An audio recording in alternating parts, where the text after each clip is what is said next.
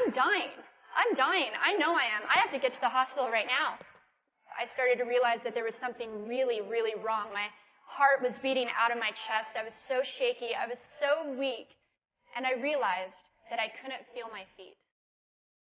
When I glanced to the floor, I saw that my feet were purple. And when I glanced at my hands, I saw that my hands were purple. And when I looked at my reflection in the mirror, I saw that my nose, my chin, and my cheeks were purple as well. I was dying, and I knew it. I immediately began to panic. My heart was beating out of my chest. I was seeing tunnel vision. I was sicker than I could ever explain as I lay in a coma. That the doctors diagnosed me with something called meningococcal meningitis, which is a vaccine-preventable blood infection. I was given less than a 2% chance of living and immediately put on life support. We have no idea how I got it, so for all I know, somebody could have sneezed on me when I was in the elevator at work, and maybe that's how I got it. But due to this little microscopic bacteria, over the course of 2.5 months, I ended up losing my spleen, I lost my kidney function, I lost the hearing in my left ear, and due to the septic shock that my body went into, I ended up losing both of my legs below the knees. My life changed like that. I went from being a normal 19-year-old without a care in the world to now relying on machines, mechanics, and medical innovation in order to live and in order to even survive. And I thought the worst was over. That is, until I saw my new legs for the very first time. They were these bulky blocks of metal with pipes bolted together for the ankles. I don't know who designed these feet. They try to make them look real, but they look like they were straight out of the plumbing department of Home Depot. They were hideous. And with my mom by my side and just tears streaming down our faces, I strapped on these chunky legs and I stood up. I was absolutely physically and emotionally broken. The thought of living the rest of my life with these hunks of hardware as my legs was depressing and overwhelming. And little did I know at that time that my biggest loss, my legs, would eventually become my biggest asset. But I think as soon as I got so sick and tired of being sick and tired, I knew that in order to move forward with my life, I had to somehow learn how to let go of the old Amy and somehow learn to embrace the new Amy. And that is when it dawned on me that the old Amy, was maybe 5'5", but the new Amy, she could be 6 foot tall. I could be as tall as I wanted, or I could be as short as I wanted, depending on who I was dating at the time. It was times like these that first prompted me to ask myself, if my life were a book, and I was the author of that book, how would I want this story to go?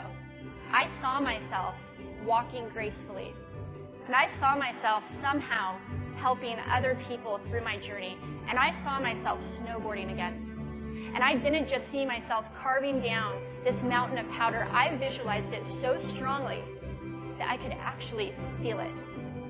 I could feel the wind against my face and the beat of my racing heart as if it was happening in that very moment.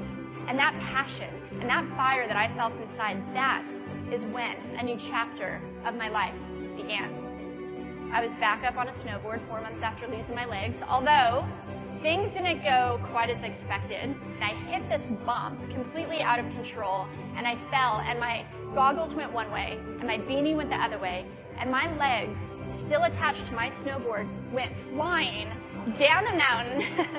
And meanwhile, I was still sitting up on top of the mountain, completely embarrassed. I wasn't expecting that at all. And actually, I heard a lady scream from the chairlift, which I'm sure she racked up years of therapy bills. Anyways, I remember I was just so discouraged, and I could have easily thought, well, this is impossible. I obviously can't snowboard with 2 prosthetic legs. But I thought, if I could figure out a way to get my legs to move in the way that I need them to, and if I could figure out a way to keep these detachable body parts attached to my body, then I would be able to do this again. And that's when I learned that the obstacles and the challenges in our lives can only do 2 things. 1, stop us dead in our tracks, or two, force us to get creative. So I decided to make a pair myself. My leg maker and I, we put random parts together, and we made a pair of feet that I could snowboard in.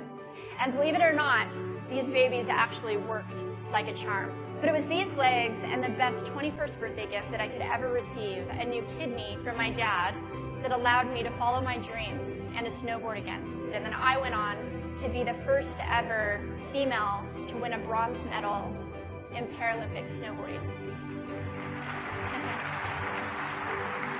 Thank you. I've learned it's that change and it's that challenge that forces us to figure out what we're really made of. It makes us dig deep. It makes us find our fire. And it makes us get creative. Because that's the only way to reach beyond the reality of this current moment, is by accepting what is, but most importantly, daydreaming of what could be. If you asked me today if I would ever want to change my situation, I would tell you guys no. Because my legs haven't disabled me. If anything, they enabled me. They forced me to rely on my imagination and to believe in the possibilities. And that's why I believe that our imaginations are huge tools for breaking through all the borders in our lives, because in our minds, we can do anything, and we can be anything.